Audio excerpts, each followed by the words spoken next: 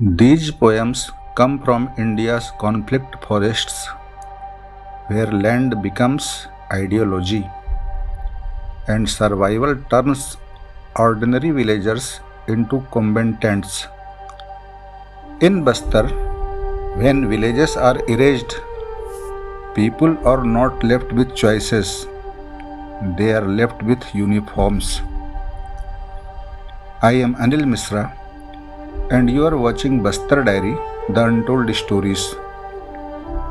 This is poetry in the crossfire. Listen to the poem In a Soiled Lungi, the story of an SPO. In a soiled, tattered lungi, bare chested, confused, terrified, small children clinging close, a wife and an aging mother. He was given an order: leave the village or be killed.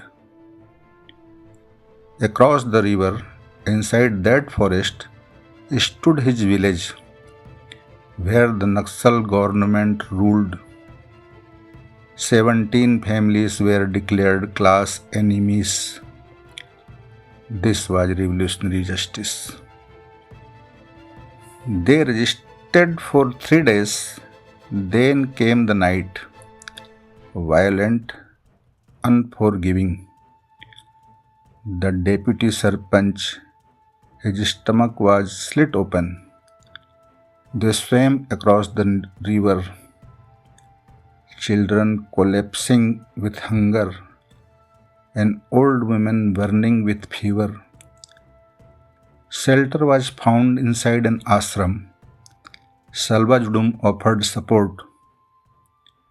I saw him at that gathering where an oath was taken to eradicate Naxalism. With bow and arrows, standing away from the stage, alert, guarding. His 60 acres of land, his forest, his orchards, everything was left behind. Employment arrived in the form of war against Naxalism.